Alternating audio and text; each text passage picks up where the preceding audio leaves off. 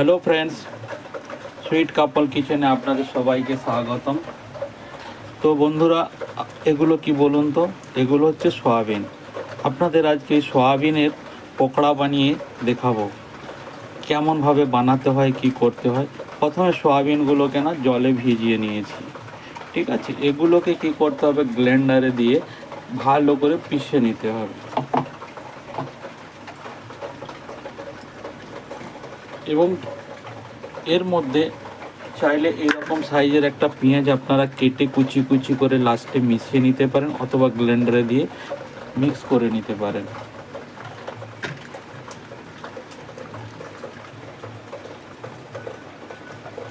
তো আপনারা দেখতে থাকুন কিভাবে আমরা এটা তৈরি করছি। তো যে সয়াবিনগুলো আমি ভিজিয়ে রেখেছিলাম সেগুলো মিক্সচারের মধ্যে ব্লেন্ড করে নিয়েছি, একদম ব্লেন্ড করে নিয়েছি, একদম আপনারা দেখতেই পেয়েছেন। এবারে এতে কি করতে হবে, মশলা দিতে হবে।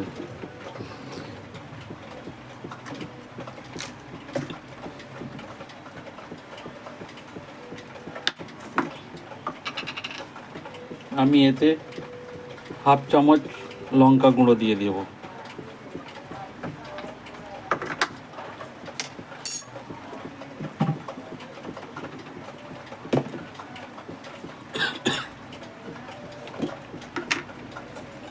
আর জিরে গুঁড়া, ধনে গুঁড়া নিয়ে হাফ চামচ দিয়ে দেবো, সরি।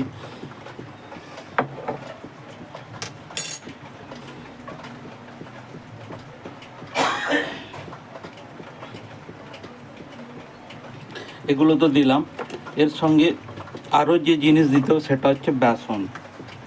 বেসন না দিলে কখনোই পকোড়া হবে না। এবারে অপশনাল রয়েছে, কেউ কেউ চাইলে আপনারা এতে একটা ডিম ফাটিয়েও দিতে পারেন। তো আমি এতে বেসন দেব এই 1 কাপের মতন বেসন দেব, আন্দাজ মাপে। এরপরে যদি মনে হয় যে আমাদের বেসন লাগবে, তাহলে অবশ্যই আপনারা অ্যাড করতে পারবেন।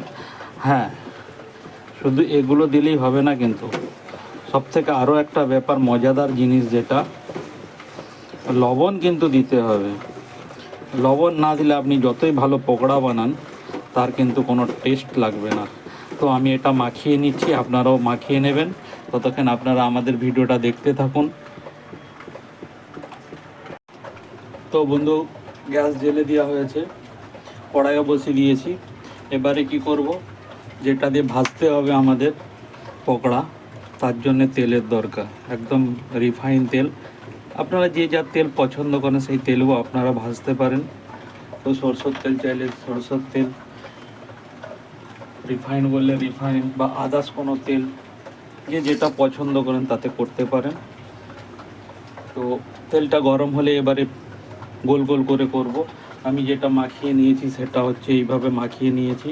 আর মাখিয়ে নেওয়ার পর একে 5 মিনিট আমি রেস্টও দিয়েছি সব কিছু দিয়ে।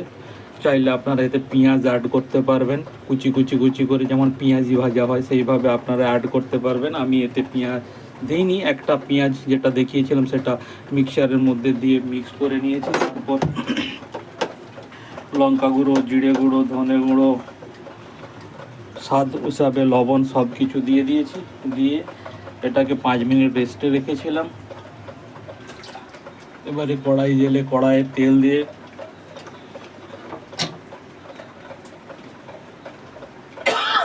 সরি, ঠান্ডা লেগে যাওয়ার জন্য কাশি হয়ে গেছে।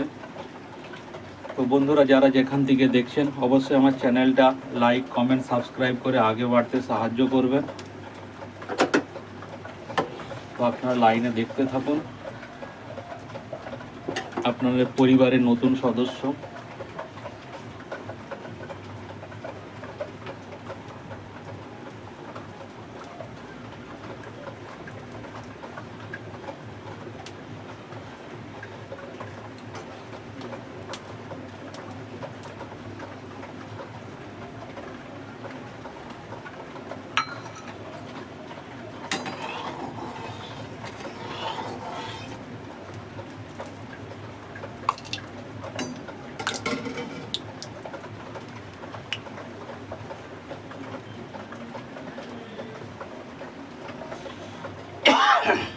সরি।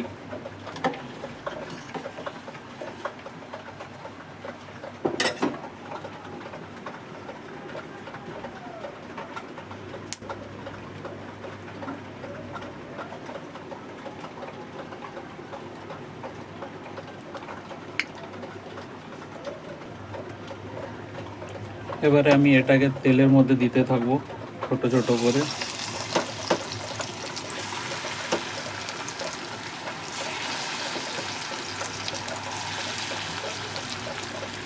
পাম্পটা কমিয়ে দেব একটু, যদি মনে করেন যে না খুব তেল হিট হয়ে গেছে তাহলে পাম্পটা একটু কমিয়ে দেবেন। যে যেমনভাবে শেপ দিতে পারেন সেইভাবে শেপ দেবেন। কেউ গোল চাইলে গোল, কেউ কলাই বাটা বড়া খাওয়ার মতন গোল গোল করেও দিতে পারেন চ্যাপটা করে।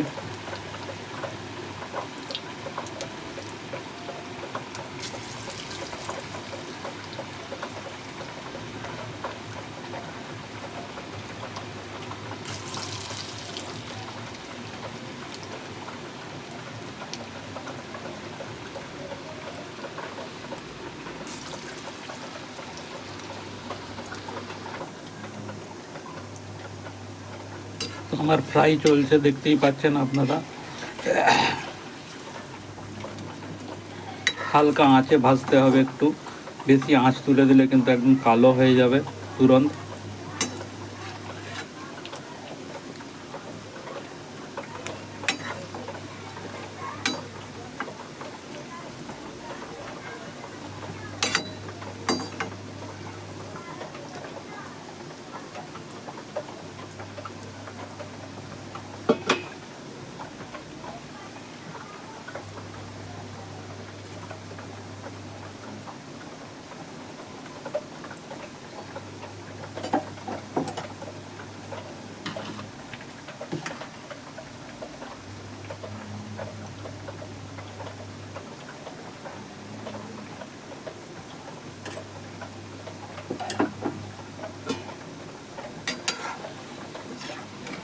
এভাবে উল্টে পাল্টে দিতে হবে, তাহলে চারটা মানে পুরোপুরি সব দিকগুলোই ভাজা হবে।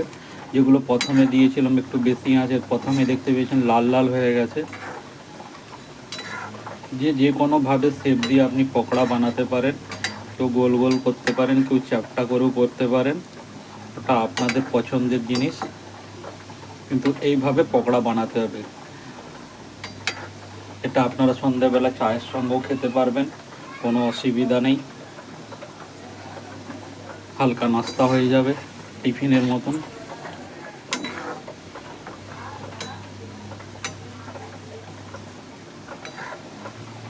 বাংলার সাথে সাথে কখনো কখনো হিন্দি বেরিয়ে যাচ্ছে, এর জন্য আমি আপনাদের কাছে মানে সরি বলে নিচ্ছি।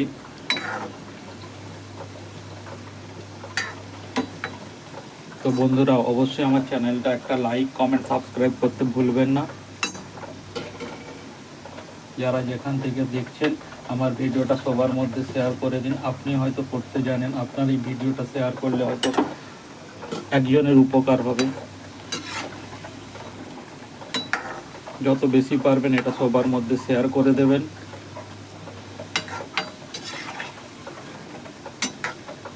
আর এটা কম আঁচে ভাজার চেষ্টা করবেন, কারণ বেশি আঁচ দিলে কি হবে, বাইরেটা প্রথমেই জ্বলে যাবে আর ভিতরে দেখবেন হালকা কাঁচা রয়ে গেছে। সেগুলো আপনারা দেখতেই পাচ্ছেন ঠিক তালের বড়ার মতন, কিন্তু আসলে এগুলো পকোড়া। আপনি চায়ের সাথে নাস্তার সাথে সুন্দরভাবে খেতে পারবেন। বাড়িতে যদি সেচুয়ান চাটনি থাকে, একদম মামির মা দিদিমা, খুব সুন্দর লাগবে টেস্ট। তো আপনারা বাড়িতে এইভাবে ট্রাই করুন। প্রথমে ভিজিয়ে নেবেন, তারপরে ওটাকে মিক্সচারের মধ্যে গ্ল্যান্ড করে নেবেন। চাইলে আপনি ওর মধ্যে লঙ্কা, কাঁচা লঙ্কা এবং পেঁয়াজ ওটাকেও বেটে নিতে পারেন, মানে মিক্সচারে পিষাই নিতে পারেন, অথবা ছোট ছোট করে কুচি কুচি করে যেমন পেঁয়াজি ভাজা হয় সেইভাবেও আপনারা করতে পারেন। তারপর যে জিরে গুঁড়া, হলুদ গুঁড়া, লঙ্কা গুঁড়া, ধনে গুঁড়া, সেই মশলাগুলো আপনি একটু একটু করে দিয়ে দেবেন পরিমাণ মতন স্বাদ হিসাবে। আর লবণটা তো বুঝতেই পারছেন, বেশি পড়ে গেলে 12টা বেজে যাবে, সমস্ত কষ্টটাই জলে পড়ে যাবে। তো সুতরাং লবণটা স্বাদ হিসাবে অবশ্যই দেবেন, কম করে দেবেন। প্রয়োজনে দ্বিতীয়বার একটুখানি হাতের মধ্যে নিয়ে টেস্ট করে আপনি স্বাদ হিসেবে লবণটা দিতে পারবেন। দেওয়ার পর 5 মিনিট আপনি রেস্টে রাখবেন এবং তারপর ছোট ছোট করে বল বল আকারে, অথবা যেমন কলাইয়ের বড়া হয়, আমরা গ্রামে আমাদের মা ঠাকমা যেভাবে কলাইয়ের বড়া ভেজে খাওয়াতো, সেইভাবেও আপনি চ্যাপ্টা চ্যাপ্টা করে ফ্রাই করতে পারেন, অসুবিধা কিছু নেই। ওটা আপনার অপশনাল, যে যেভাবে। এইভাবে একবার ভেজে দেখুন আর চায়ের সাথে মজমচে খেয়ে দেখুন, মুখের স্বাদটাই চেঞ্জ হয়ে যাবে।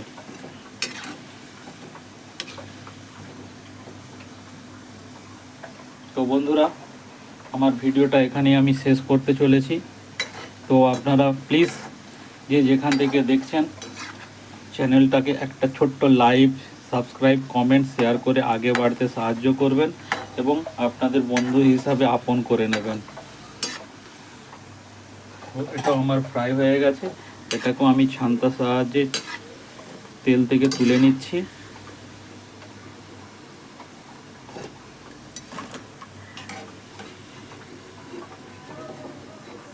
তো আমার সয়াবিন পকোড়া রেডি, খাওয়ার জন্য প্রস্তুত।